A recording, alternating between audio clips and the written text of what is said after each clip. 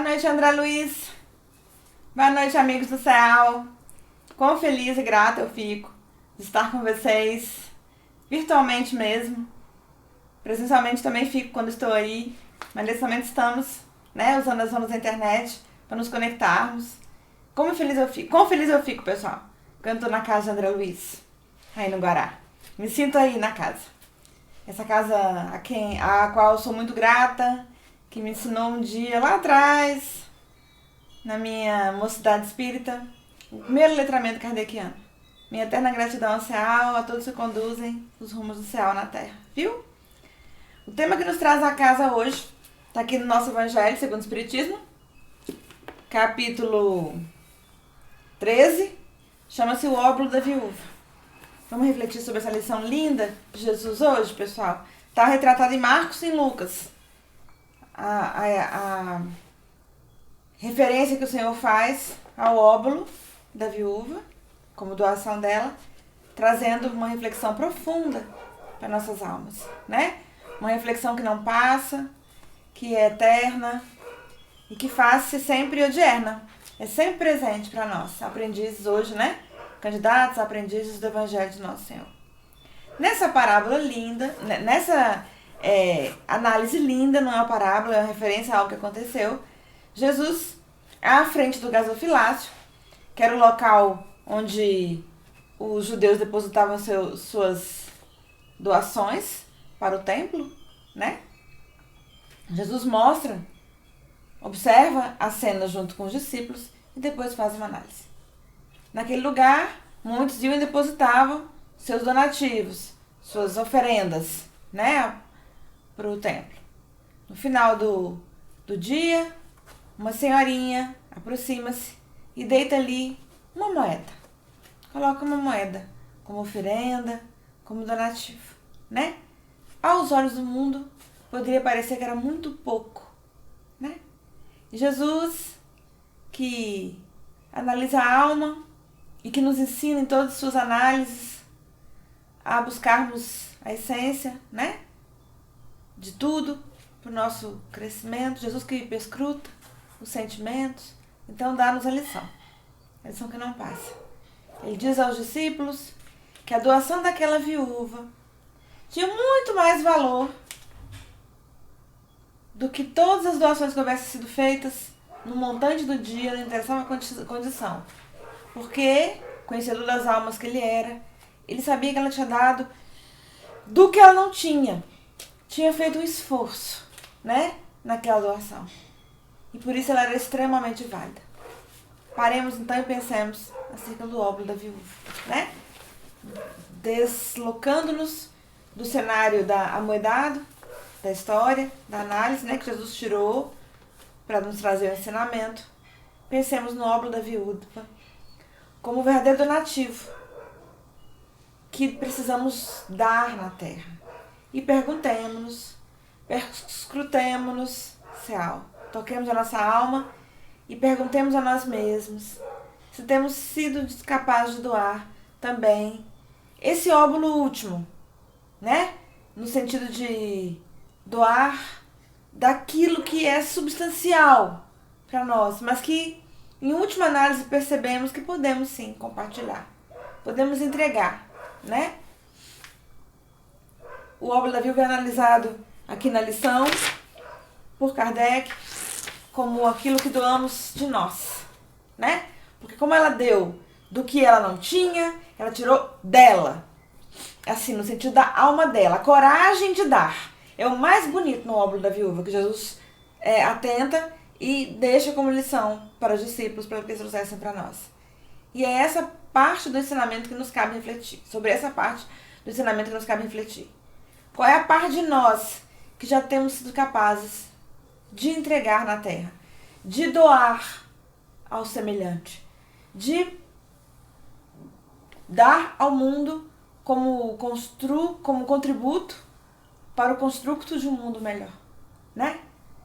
Temos sido capazes, vamos refletir com Kardec agora, temos sido capazes de compartilhar os nossos talentos? Ou usamos aqueles talentos que nos são emprestados apenas com fim próprio? Para o nosso crescimento material, para o gozo de prazeres fugidios da terra, para a conquista de títulos efêmeros. Ou se pegamos o nosso talento já e o colocamos em tarefas que não passam e que contribuem para a construção de um mundo melhor, né? Tarefas que não passam, Céu, são aquelas tarefas cuja realização trazem um sentido gracioso para o nosso coração, aquele quentinho que dá no nosso coração de que aquilo contribuiu para algo que é imaterial, intangível, mas muito importante e que reflete já uma virtude nascente em nós. Esse aí é o tesouro, pessoal, que o ladrão não rouba e que a traça não corrói. Aquilo que a gente já consegue fazer de belo, sementar de bonito na terra, cuja colheita jamais nos pertencerá, porque pertence ao jardineiro divinal da terra, que é Jesus. Mas se participamos da incementação, como obra benemérita, benevolente, obra bonita na terra, numa palavra, passamos a ter a gratidão no nosso coração de ter participado daquilo. E, portanto, termos devolvido para a vida uma milionésima parte de tudo que é a vida, que pode ser entendida como Deus tem nos dispensado, né? Tudo que temos na terra recebido de inúmeras formas chega no céu, por misericórdia divina. Nunca será por merecimento, tá bom? Por isso é nossa obrigação de devolver. Como você sabe que não é por merecimento, Patrícia, nem me conhece? Eu sei que não é por merecimento, pessoal, porque a gente mora num orbe atrasado. A Terra é um planeta atrasado. Então, todos nós que estamos aqui estamos por similitude de vibração. Porque, como diz André Luiz, tudo em todos os universos, né? Bem filosófico isso, mas dá pra gente compreender, da criação divina conecta-se por sintonia e afinidade. Então, se nos conectamos com a Terra é porque nos afinizamos com o orbe expiatório, que é atrasado. Portanto, nosso merecimento é quase nenhum. E tudo que nos chega por misericórdia. Por isso que a gente já consegue fazer algo de bom e belo na Terra, Céu. A gente está devolvendo, assim, a milionésima fração de tudo que temos recebido. E já é bom.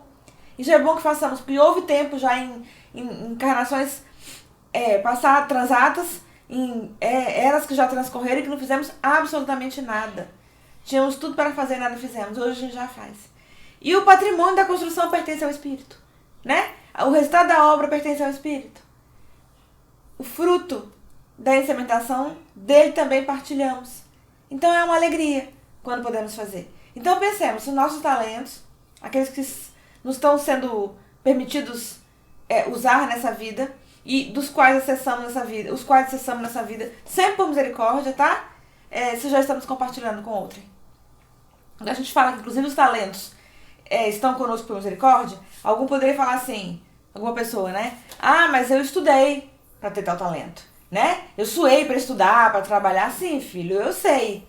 Mas se Deus não tivesse permitido, nos dado condições, nós não teríamos estudado, não teríamos galgado nenhum degrau nas academias da vida. Não teríamos chegado a tal posto para conseguir desenvolver tal talento, entenderam?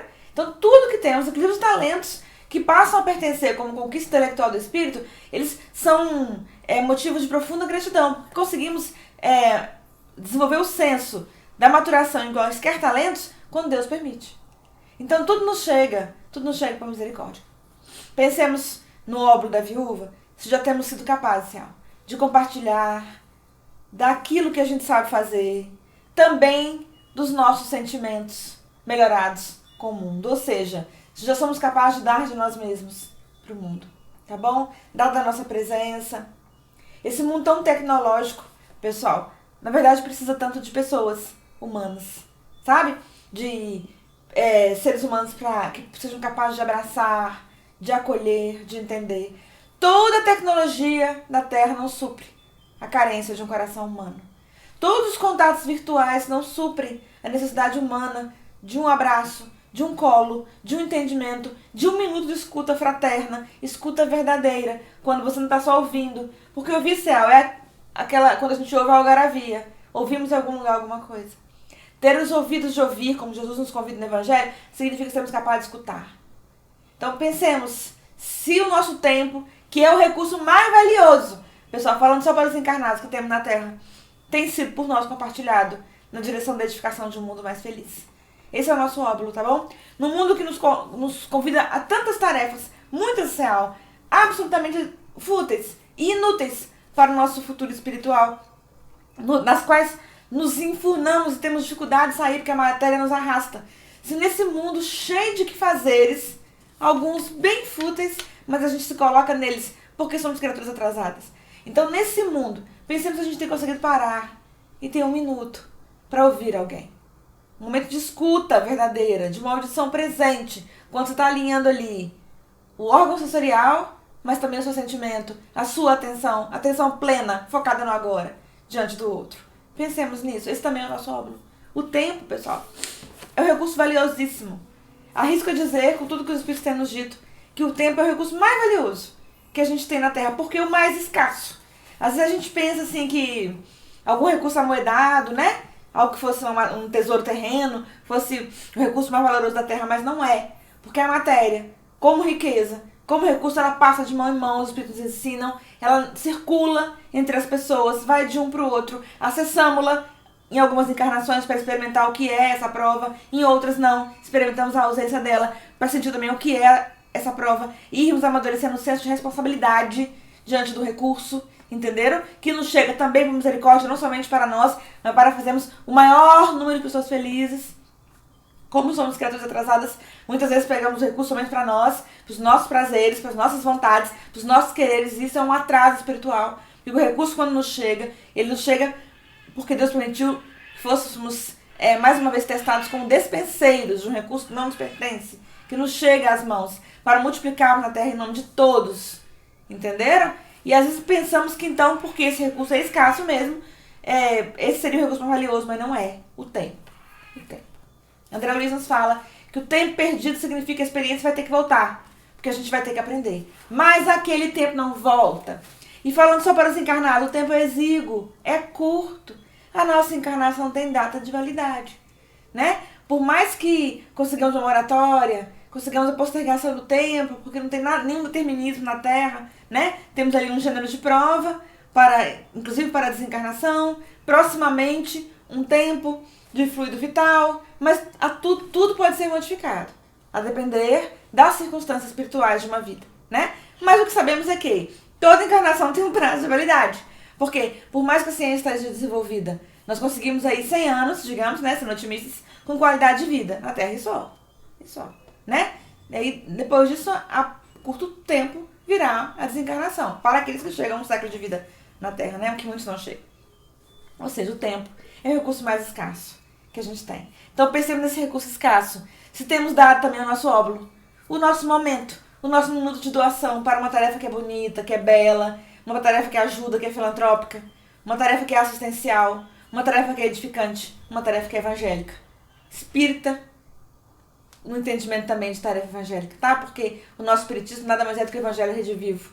O evangelho de Nosso Senhor trazido para as luzes do novo tempo, com o entendimento que a racionalidade do novo tempo exige para a construção da era do espírito, onde todos nós queremos habitar, né? Pensemos se temos dado, então, o nosso óbolo, o nosso tempo, o nosso momento aberto à agenda, compreendendo, gente, que quando a gente falar assim, eu não tenho tempo para isso, eu estou dizendo, isso não é prioridade para mim, tá bom? Quando pensarmos no óbolo da viúva, pensemos nisso. Todas as vezes que a vida nos convidar a algum trabalho e respondermos que não temos tempo para aquilo, na verdade, o que estamos falando é, isso não é a prioridade para mim. E que essa reflexão seja, posta dentro do nosso coração, autoiluminadora. Porque o que não tem sido prioridade para mim? É aquilo que é mundano? É aquilo que significaria que eu conquistaria um título terreno fugidio? Todos os títulos terrenos são válidos, mas todos transitórios. Pensemos nisso. Viu, Cial? Nós podemos estar onde quisermos, trazendo para nós o título que quisermos, que almejarmos, mas todos eles são passageiros. Não se perca de você, nunca mais. Tá bom, amigo? Por quê? Porque o que nós somos? Espíritos. Tá bom? Não se perca disso nunca mais. Em muitas vidas, pessoal, a gente já se perdeu disso. A gente se agarrou àquilo que era absolutamente passadiço e transitório. Nunca mais. Você pode estar onde você quiser estar, fazer o que você quiser fazer, consoante seu livre-arbítrio, carregando para si o título que o seu coração almejar, mas lembre-se, você é um espírito. E daqui a pouco a experiência terrena acaba e vai com você aquilo que você tiver argamassado no terreno do seu coração, ou como compreensão vivida, não só como intelectualismo vazio, mas como entendimento que tenha se transmutado em ação para virar sabedoria. Porque é só assim a gente aprende com Emmanuel, que a gente compõe as duas asas que vão nos permitir um dia, André Luiz, o voo libertador do Espírito. A asa da sabedoria, que nada mais é do que o entendimento transmutado em ações. Não adianta só saber, só virar biblioteca ambulante, só decorar as coisas não adianta. Aprender para fazer melhor e amar, amar, amar, viver diuturnamente a lição do amor, para a gente abrir as duas asas, tá bom? Pensemos sempre assim, se tem sido prioridade para mim, as ações, no meu trabalho, na minha casa espírita, na via pública, onde a Providência Divina me matricula, ações que trazem para mim um crescimento em termos de sabedoria ou amor. Essa deve ser a nossa prioridade. Mesmo quando estivermos vivendo a vida de relação, quando estivermos no nosso trabalho, naquele trabalho social que garante o nosso ganha-pão de todos os dias, quando estivermos em algum local público, em algum evento, ainda aí podemos ter os olhos de ver a que Jesus nos convida e pensarmos onde Jesus me quer nesse momento. Essa é a minha prioridade. Fazendo o quê? Falando o quê? Agindo de tal modo? Pensando como? Para que as nossas ações cada vez mais reflitam decisões maturadas. Tá bom? Que o nosso óbolo seja sempre a melhor parte que vamos oferecer, mesmo que seja só um pouco. Que seja sempre assim. Os Espíritos falam que é necessário, sabe, que agora a gente acenda alguma luz. Porque já houve encarnações que acendemos luz nenhuma. É só uma faísca que vamos conseguir, eu sei. Mas é necessário que acendamos alguma luz. Todas as vezes que falarmos daí, não tenho tempo para isso, estamos dizendo, isso não é prioridade para mim. Que agora seja, pensando no óbolo da viúva, prioridade para nós fazer o bem, responder com o bem, construir o bem, insementar o que é bom, belo, digno, correto, ético, probo, na terra, tudo que é virtuoso, numa palavra. Pessoal, mesmo que ninguém faça, tá bom? Quando a gente decide, no hino do nosso coração, portas dentro da nossa alma, que vamos nos caminhar os passos com Jesus, que queremos, enfim, caminhar com Ele, não importa mais o outro. Aprendemos a nos soltar do olhar alheio, da expectativa alheia sobre nós, tá bom? E caminhamos na direção do ser melhorado que já podemos ser. Como diz Madre Teresa de Calcutá, essa alma que trabalhou na terra em nome de Jesus, priorize o bem, decidas pelo bem, faça o bem, mesmo que o outro não te entenda, não queira ou não queira te acompanhar. Tá bom? Ame, entenda, não cobre de ninguém a cota de trabalho que é sua, faça você. Tá bom? E ela dizia assim, faça o bem. Na verdade, gente, ela dizia, nunca foi entre a gente e o outro. Sempre foi entre a gente e Deus. Então, ao decidirmos nossas prioridades, quais serão as prioridades na Terra, pensemos isso. Que precisamos, é tempo de dar o nosso óbolo, construir um tesouro. Para quem? Para nós mesmos. Um tesouro que o ladrão não rouba, que a traça não corrói na Terra. Que é o tesouro que é a edificação espiritual que passa a nos pertencer, o patrimônio, o legado do Espírito. Antigamente, pessoal, a gente falava muito de herança, né? Hoje tenho visto pessoas falarem menos disso.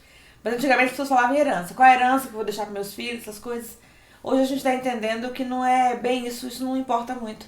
Se a gente não deixar a herança material, nossos filhos precisam receber de nós um legado. Nossos filhos e todos aqueles que a Providência Divina mandar na nossa direção. Um legado que é espiritual, né? Legado que é oriundo da exemplificação. Que seja esse o nosso óbolo todos os dias. A palavra para nós hoje, pessoal, é exemplificação. Tá bom? Nosso óbolo seja exemplificação diuturna daquilo que temos aprendido. Sobre aquilo que temos falado. Vai especialmente para nós que nos dizemos espíritas. Tá bom? Nós não estamos, pessoal, em condição de superioridade comparando-nos com ninguém de nenhuma religião. Não caiamos nessa falácia. Tá bom? Porque a gente já esteve nesse lugar em outras vidas, quando estagiávamos em outras religiões, achávamos que só porque estávamos na religião, ou porque íamos a tal templo, a gente até falava assim, fora da igreja não tem salvação, lembra? A gente achava que só porque levava um título que teria uma salvação. Hoje a gente já compreendeu que salvação é salvação de nós mesmos, dos nossos equívocos, né? E nesse sentido aprendemos no nosso espiritismo que é fora da caridade, que não há salvação, né? Precisamos fazer, então, a mola do amor girar todos os dias, todos os dias.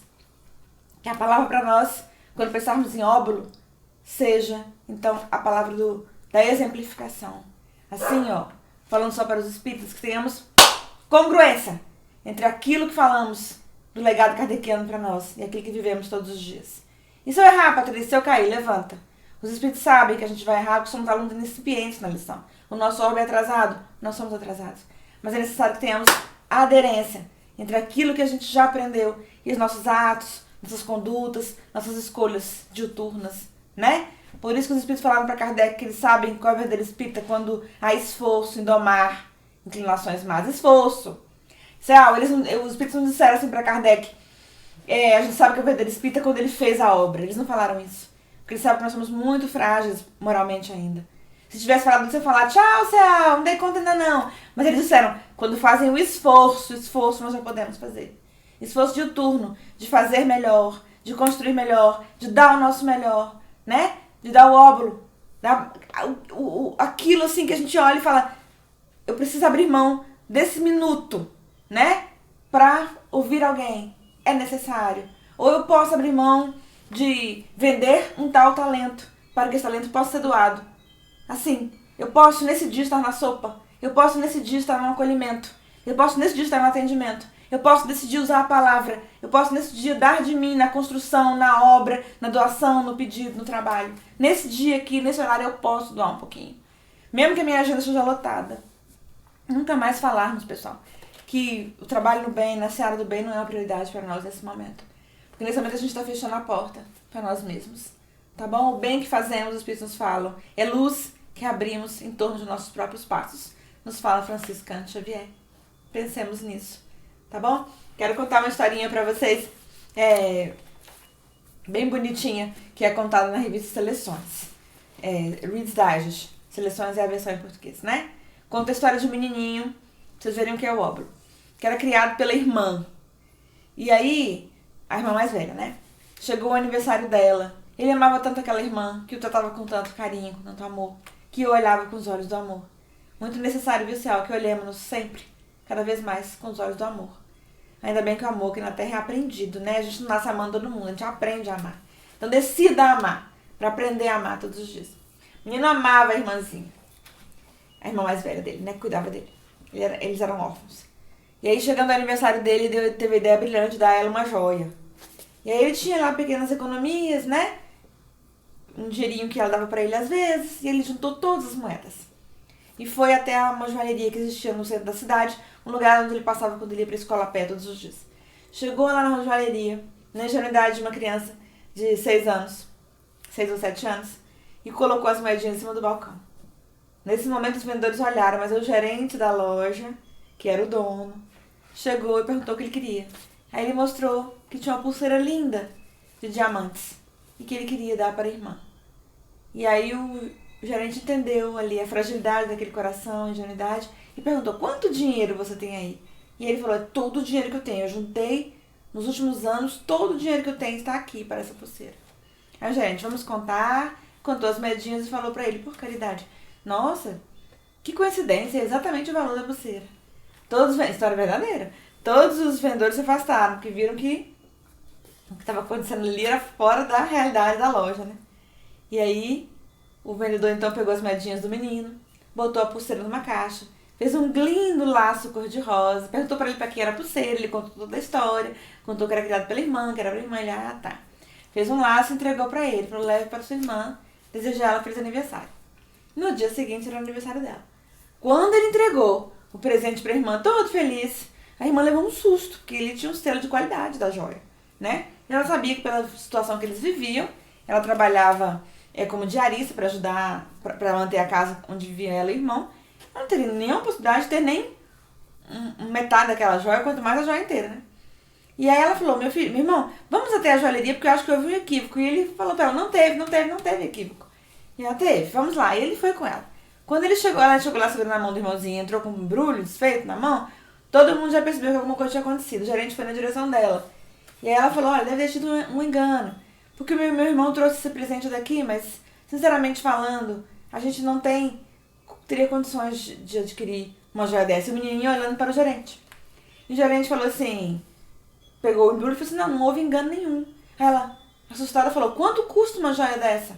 Aí ele respondeu com o amor do coração dele, olha, o preço é sempre uma relação entre o comprador e o vendedor. A gente nunca fala para a pessoa presenteada. E entregou para ela com um laço refeito e falou feliz aniversário. Naquele momento ela entendeu que era um ato de caridade dele também com o irmão. E aí o vendedor botou a mão no ombro dela e falou assim, ele pagou o preço mais caro possível que alguém pagaria por uma joia, minha filha. Ele deu tudo o que ele tinha. E aí ela ficou muito emocionada, ela entendeu a lição. Que o dono da loja tinha entendido que o menininho tinha dado tudo que ele tinha. Tudo. É o óbolo da viúva. Pensemos nisso. Não tenhamos reserva com relação ao nosso afeto. Dado o nosso afeto para compartilhar. Também o óbolo da viúva. O mundo anda muito carente de amor. Dê de você, da sua presença, do seu afeto. As pessoas estão muito carentes, Al, de receberem afeto verdadeiro, genuíno e incondicional. Dê do seu amor. Na verdade, fica perfume na mão de quem distribui as rosas. Tá bom? Amor não é moeda de troca. Não espere receber. Dê do seu sorriso. Dê da sua alegria. Dê do seu talento. E, especialmente, perdoe. Tá bom? O prefixo per, na língua portuguesa, de origem grega, significa mais que. Então, quando você fez algo perfeito, é mais que feito. É perfeito. É muito feito. Muito bem feito. Entenderam? Quando você perdoa, você deu muito. Ou seja, você deu o melhor do seu coração. Aprendamos a dar a melhor parte de nós, tá bom? Eu quero encerrar nossas reflexões de hoje lembrando Marta, espírito lindo, contemporâneo de Jesus, cuja irmã era Maria, cujo irmão era Lázaro. Vamos lembrar Marta? Jesus chega na casa de Maria e Marta, né? Ele ia pregar lá. E quando Jesus ia pregar, quem é que ia com Jesus ao céu? Todo mundo queria ir com o mestre. Todo mundo queria tocar na veste do mestre. Nós também queremos, né? Nesses dias difíceis, de enfermidades físicas ou morais, todos nós queremos tocar um pouquinho na veste de Jesus. Lá ia Jesus pregar na casa de Maria e Marta. E enquanto Jesus não chegava, as meninas, né, Maria e Marta, estavam arrumando a casa. Confusão para arrumar a casa. Puxa a cadeira, abre a janela. Quem sabe faz aí um chá. Quem sabe faz um pão. Puxa mais cadeira, pede cadeira pro vizinho, abre a porta, vai chegar muita gente, varre a casa, limpa aqui, tira a poeira, Jesus vai chegar. Aquela coisa, né? Arrumando a casa para Jesus. Chega Jesus. Quem ia com Jesus, pessoal, como eu perguntava? Todo mundo. Jesus chega com a multidão daqueles que são carentes do corpo e da alma, né? Nós também somos. Precisamos muito tocar em Jesus. Chegava com Jesus as mães com as crianças, as mães solteiras com as crianças, chegavam os soldados romanos, chegavam os judeus convertidos, que não eram convertidos, chegavam os doentes, todo matiz de enfermidade que você pode sonhar, todo mundo atrás de Jesus, todo mundo chega na casa, Jesus começa a pregar. Nesse momento que acontece? Nesse momento Maria para. Maria estava ajudando a Marta a arrumar a casa, né, gente? Busca água, mais água fresca, bota água na moringa, pega mais copo, pega mais cadeira, um banquinho lá fora, vamos precisar arejar a casa. Chega Jesus começa a pregar. Maria para. Parece que estanca o tempo, tá bom? Precisamos ser capazes também de parar azáfama à nossa volta, para perguntar no hino da nossa alma, Senhor, nesse dia, Jesus amado, o que queres que eu faça? Para conseguirmos atender a Jesus, estarmos onde Ele quer que estejamos, tá bom? Darmos um tempo para as causas maiores da terra, aquelas que não passam, tá bom? Senhor, o que queres que eu faça? Essa pergunta, amigos, tem que ser feita todos os dias, portas adentro do nosso coração. Naquela Maria para ouvir Jesus. Marta, não. Marta, esse espírito que teve muita oportunidade de refletir sobre a fala de Jesus, evoluiu muito. Hoje Marta dá mensagens por meio do médium Marcel Mariano lá na Casa do Caminho, junto com o Divaldo Franco. É uma alma lindíssima. Marta não. Marta naquele momento ficou confusa, né? Tinha muita coisa para fazer. E aí continuou fazendo. E Maria escutando Jesus. De repente Marta para e fala, Senhor, não te incomodas, mestre? Que Maria não me ajude? E aí Jesus olha para Marta. Aprendemos os detalhes, as minúcias da passagem do mestre na terra, estudando Amélia Rodrigues, psicografia de Divaldo Franco. Recomendo que todos leiam, tá bom? Como é que a Amélia Rodrigues pega as cenas? Gente, todas as cenas da história da humanidade estão gravadas no éter universal. As histórias individuais estão gravadas em nós, no nosso perispírito que funciona como gravador. As histórias das sociedades ficam gravadas no éter universal. Vemos isso com muita clareza lá em Memórias do Suicida, quando o Camilo Cândido Botelho vê então cenas da época de Jesus e o Espírito explica para ele que estava vendo projeções que estavam gravadas, né? Da mesma forma, a Maria Rodrigues nos narra os episódios dos evangelhos na minúcia. A Maria para ouvir Jesus, gente. Silencia a alma, alinha mente e coração. Precisamos aprender de Maria, né? Todos nós. Marta ainda ficou ali um pouco confusa, queria saber o que fazer, como fazer, tinha coisa para fazer. Senhor, não te incomodas que Maria não me ajude? Jesus olha para Marta com os olhos do amor. Preciso, viu, céu? Que nós também, ao darmos de nós, olhemos a cada um com os olhos do amor. Recebamos aquele que vem na nossa direção, aquele que ninguém recebeu, aquele que ninguém quis, aquele que ninguém ama. Recebamos esse com os olhos do amor, com o abraço do amor, com o coração que está aprendendo a amar. Tá bom? Jesus olha para Marta com os olhos do amor e fala: Marta, Marta, Maria pegou a melhor parte. Aprendamos essa lição como Marta aprendeu, a pegar a melhor parte. Ofertar a melhor parte. Para que possamos, no transcurso das eras, nos tornarmos um futuro que não é hoje real, mas que há de vir para nós como um futuro lindo, tornarmos aquilo que André Luiz, mentor de nossa casa, chama de seres humanos de primeira classe. Aqueles que aprenderam a ter por bússola na terra o amor. A ter o amor como guia de seus próprios passos. A ter o amor como norte de suas escolhas na terra. Pessoal, que Jesus, o sublime timoneiro da terra, nosso maior amigo, nos ajude nesse processo de aprendermos a amar para dar amor. E aí, como diz aquele provérbio budista, quando o aprendiz aproximou-se do mestre e perguntou: mestre, lá em casa tudo está tão difícil, tudo está tão complicado, o que eu faço? O mestre dele responde: dê amor. Passa alguns dias, o aprendiz volta e fala: mestre, lá em casa continua difícil, está cada vez mais difícil, o que eu faço? O mestre responde: dê mais amor. Jesus, que o mestre dos mestres, que é Jesus, nos ensine, Senhor, a cada dia, dar amor, dar mais amor, colocar amor em tudo que fizermos, abrirmos espaço para amor em nossas vidas e nosso coração. Obrigada, pessoal.